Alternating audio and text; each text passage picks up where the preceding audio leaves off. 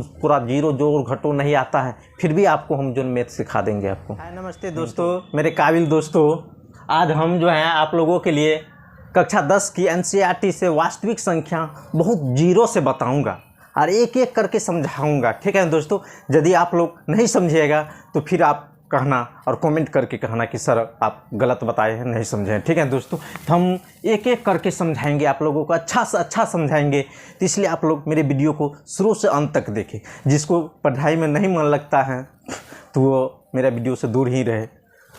ठीक है दोस्तों, यदि मेरा वीडियो आप लोगों को अच्छा लगता है पूरा देखिए, समझ जाइए, उसके बाद ही आप सब्सक्राइब करना है। मेरा सिर्फ एक सब्सक्राइब चाहिए आपसे। ठीक है दोस्तों, लेकिन पहले समझिए तब।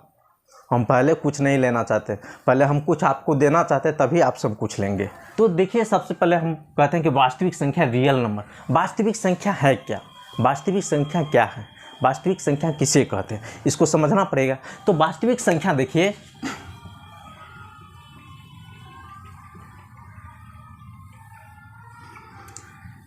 इसके परिवार में जो है धनात्मक संख्या, ऋणात्मक संख्या, पूर्णांक संख्या, जितना भी है संख्या सब क्या है? वास्तविक संख्या। क्या है? वास्तविक संख्या है। क्या है? वास्तविक संख्या। वास्तविक संख्या क्या है? धनात्मक संख्या, परिमेय संख्या,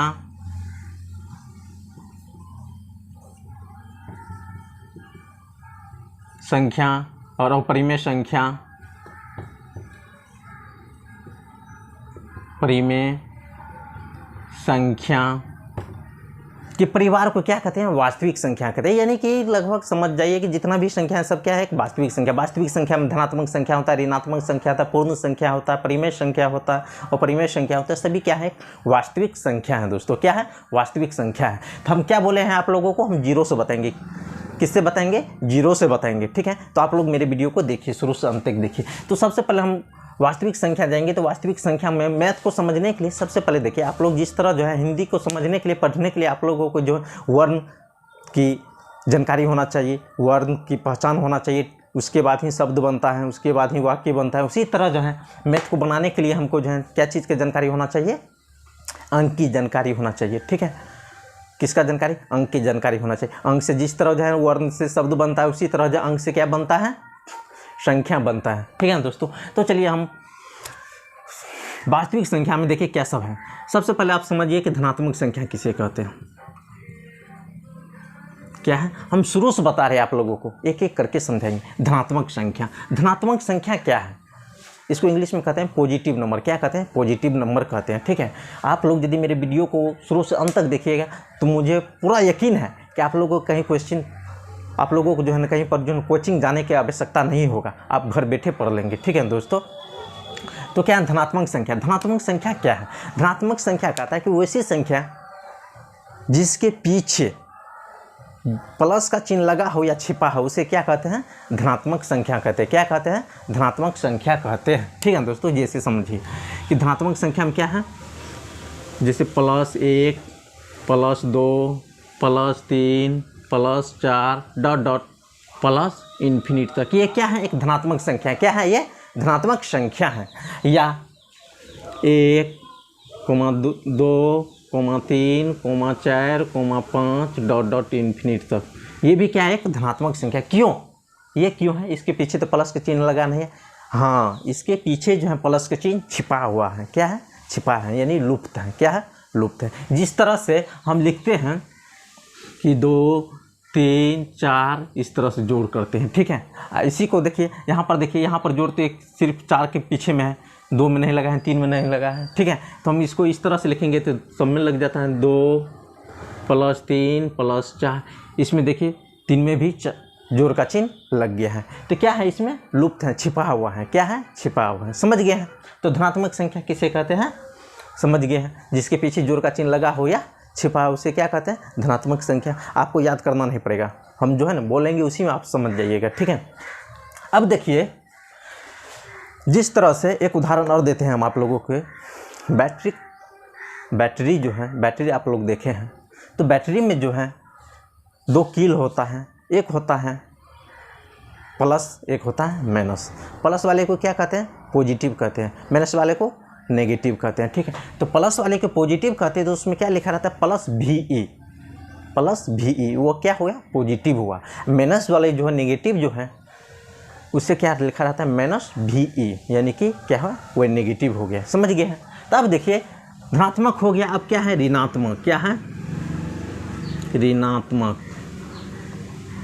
ऋणात्मक संख्या को इंग्लिश में कहते हैं नेगेटिव नंबर। क्या कहते हैं, नेगेटिव नंबर कहते हैं। ठीक है दोस्तों, तो नेगेटिव नंबर कहते हैं। तो अब धनात्मक संख्या है क्या, तो धनात्मक संख्या हम उससे कहते हैं जिसके पीछे घटाव का चिन्ह लगा हो, उसे हम क्या कहते हैं, ऋणात्मक संख्या कहते हैं। सिर्फ एक लाइन में समझिए कि जिसके पीछे घटाव का चिन्ह लगा हो उसे हम क्या कहते हैं, ऋणात्मक संख्या कहते हैं। तो प्यारे दोस्तों, आप लोग समझने में दिक्कत मत कीजिए, ठीक है दोस्तों, अच्छा से समझिए। तो ऋणात्मक संख्या क्या हो गया, -1, -2, -3, -4, -5, -6 ... इन्फिनिट तक। ये क्या हो गया, ऋणात्मक संख्या हो गया। क्या हो गया, ऋणात्मक संख्या हो गया है। चलिए ये दोनों आप समझ गए हैं, धनात्मक संख्या और ऋणात्मक संख्या आप लोग समझ गए हैं। अब दूसरा क्या है, प्राकृत संख्या समझिए आप। प्राकृत संख्या यानी कि नेचुरल नंबर। प्राकृत संख्या यानी कि नेचुरल नंबर। प्राकृत संख्या किसे कहते हैं, तो प्राकृत संख्या किसे कहते हैं, तो हम लोग बच्चे क्लास में भी पढ़ चुके हैं कि गिनती की संख्या को प्राकृत संख्या कहते हैं। जितना भी है जिसको हम गिन सकते हैं सब क्या है, प्राकृत संख्या है। तो प्राकृत संख्या क्या किसे कहते हैं, गिनती की संख्या को प्राकृत संख्या कहते हैं। या 1 से लेकर अनंत तक की धनात्मक संख्या को प्राकृत संख्या कहते हैं। किसे कहते हैं, प्राकृत संख्या। 1 से लेकर अनंत तक की धनात्मक संख्या को प्राकृत संख्या कहते हैं।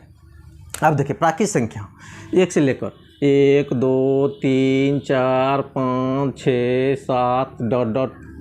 इन्फिनिट तक। ये क्या है, प्राकृत संख्या। 1 क्या है, प्राकृत संख्या। 2 क्या है, प्राकृत संख्या। 3 क्या है, प्राकृत संख्या। 20 क्या है, प्राकृत संख्या। जितना भी संख्या है, अंक है, सब क्या है, प्राकृत संख्या है। ठीक है दोस्तों, तो चलिए अब प्राकृत संख्या भी हम समझ गए। क्या है, प्राकृत संख्या हम क्या किए, समझ गए हैं। ठीक है, अब देखिए इसमें आपसे ये भी पूछ सकते हैं कि एक अंक की सबसे छोटी प्राकृत संख्या क्या होगा। एक अंक की सबसे छोटी प्राकृत संख्या क्या होगा, ऑब्जेक्टिव में आपको पूछ सकते हैं। तो एक अंक की छोटी प्राकृत संख्या, तो देखिए एक अंक की छोटी प्राकृत संख्या, छोटी प्राकृत संख्या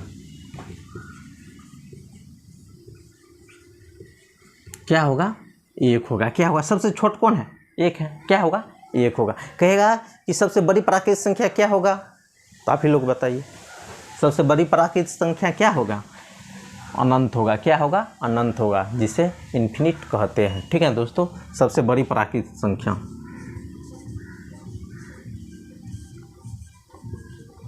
बड़ी प्राकृत संख्या क्या होगा, इन्फिनिट होगा। क्या होगा, इन्फिनिट होगा। चलिए इतना तक समझ गए हैं दोस्तों, कहीं आपको दिक्कत तो नहीं हुआ है। यदि दिक्कत नहीं हुआ तो हम कहते हैं कि मेरा चैनल को आप लोग अब सब्सक्राइब कर दीजिए। आप तो समझ में आ गया कि सर किस तरह से बता रहे हैं, तो मेरे चैनल को एक बार प्लीज़ आप लोग सब्सक्राइब कर दीजिए, बेल आइकन दबा दीजिए, दोस्तों को भी शेयर कीजिए। ठीक है, चलिए प्राकृत संख्या तक तो हम समझ गए हैं। अब है पूर्ण संख्या। क्या संख्या है, तो देखिए पूर्ण संख्या।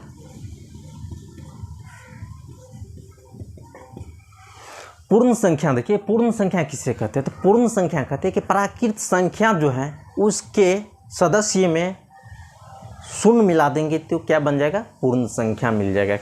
क्या बन जाएगा, पूर्ण संख्या बन जाएगा। ठीक है दोस्तों, तो पूर्ण संख्या देखिए यहाँ पर क्या है, पूर्ण संख्या है। प्राकृत संख्या के सदस्य में हम शून्य मिला देंगे। प्राकृत संख्या ये है, प्राकृत संख्या क्या है, ये है। इसमें यदि हम शून्य मिला देंगे तो क्या हो जाएगा, पूर्ण संख्या हो जाएगा। देखिए प्राकृत संख्या क्या है, 1, 2, 3, 4, 5, ये सब क्या है, प्राकृत संख्या है। क्या है, ये सब प्राकृत संख्या है। इसमें हम शून्य मिला देंगे, क्या हो गया, पूर्ण संख्या। क्या हो गया, पूर्ण संख्या। अधूरा था अब परिपूर्ण हो गया, पूरा हो गया। नहीं दोस्तों, तो पूर्ण संख्या क्या है, प्राकृत संख्या के पीछे हम जो है यानी प्राकृत संख्या के सदस्य में हम शून्य मिला देंगे तो वो क्या हो जाएगा, पूर्ण संख्या हो जाएगा। क्या हो जाएगा, पूर्ण संख्या हो जाएगा। चलिए इतना तक समझ गए हैं। तो अब देखिए समझिए, कहता है कि क्या प्राकृत संख्या पूर्ण संख्या हो सकता है। यहाँ पर प्राकृत संख्या है, ये पूर्ण संख्या हो सकता है। या पूर्ण संख्या प्राकृत संख्या हो सकता है। चलिए इस पर हम समझते हैं। ये 1 नंबर के आप लोगों को हमेशा जो है ना ऑब्जेक्टिव में पूछबे करेगा दोस्तों, ठीक है। तो प्राकृत संख्या जो है पूर्ण संख्या हो सकता है, हाँ हो सकता है। प्राकृत संख्या पूर्ण संख्या हो सकता है। कैसे? अब देखिए, इसमें भी 1 है, इसमें भी 1 है, इसमें भी 2 है, इसमें भी 2 है, इसमें भी 3 है, इसमें भी 3 है, इसमें भी 4 है, इसमें भी 4 है, इसमें भी 5 है, इसमें भी 5। यानी कि प्राकृत संख्या के पूरे परिवार को रखने की व्यवस्था पूर्ण संख्या के पास है। प्राकृत संख्या के पूरे परिवार को रखने की व्यवस्था किसके पास है? पूर्ण संख्या के पास है। लेकिन पूर्ण संख्या प्राकृत संख्या नहीं होगा। पूर्ण संख्या जो प्राकृत संख्या नहीं हो, काहे कि भाई पूर्ण संख्या को रखने की व्यवस्था प्राकृत संख्या के पास नहीं है। उतना हिम्मत नहीं है कि पूर्ण संख्या को हम रख लेंगे, प्राकृत संख्या के पास इतना हिम्मत नहीं है, ठीक है। कैसे नहीं है हिम्मत?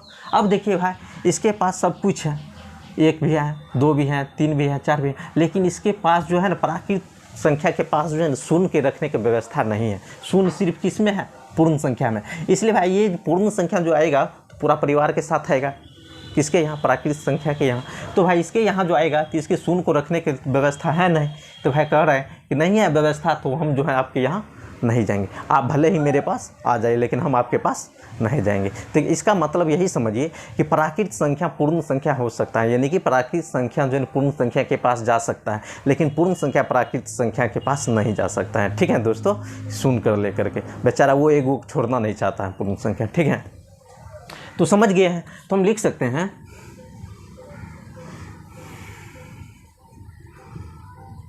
प्राकृत संख्या पूर्ण संख्या होता है, लेकिन पूर्ण संख्या प्राकृत संख्या नहीं होगा।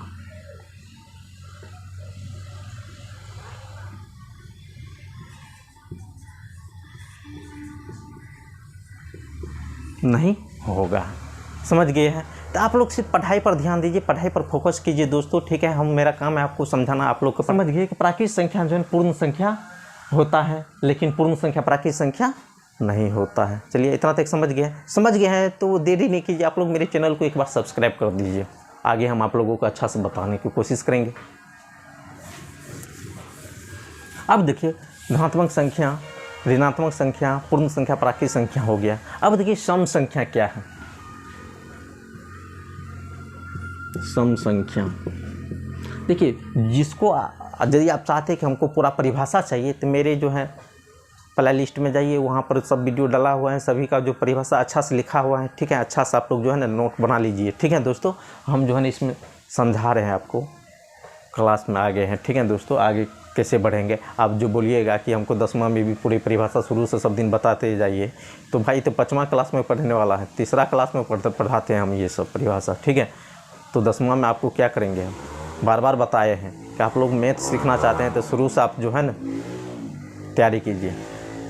तो देखिए सम संख्या, सम संख्या क्या है कि सम संख्या कहता है कि वैसी संख्या जिसके इकाई स्थान पर क्या होना चाहिए।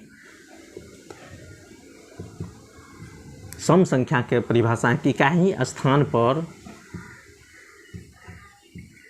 0, 2, 4, 6, 8 इनमें से कोई भी एक अंक रहे इकाई स्थान पर, समझ जाइए कि वो क्या है, सम संख्या है। क्या है? सम संख्या है। समझ गए। सम संख्या किसे कहते हैं? तो जिसके अंत में या जिसके इकाई स्थान पर 0, 2, 4, 6 तथा 8 में से कोई भी एक अंक रहे तो समझ जाएंगे क्या होगा, वह सम संख्या है। जैसे मान लीजिए ये सम संख्या है, इतना बड़ा है, तो डायरेक्ट 1 सेकंड में हम पहचान जाएंगे, देखेंगे कि इसके इकाई स्थान पर क्या है। इकाई स्थान पर क्या है? 0 है, तो कहेंगे डायरेक्ट भाई ये सम संख्या है। क्या है? सम संख्या है। सम संख्या है। यदि इसके इकाई स्थान पर 4 भी होता तो क्या होता? ये क्या है? सम संख्या है। अंत में देखना है, इनमें से कोई भी एक अंक यदि मिल जाए अंत में, समझ जाइए वो क्या है, सम संख्या है। ठीक है। सम संख्या में समझने में आप लोगों को दिक्कत नहीं हुआ है। ठीक है। विषम संख्या समझिए। विषम संख्या, विषम संख्या है जिसके इकाई स्थान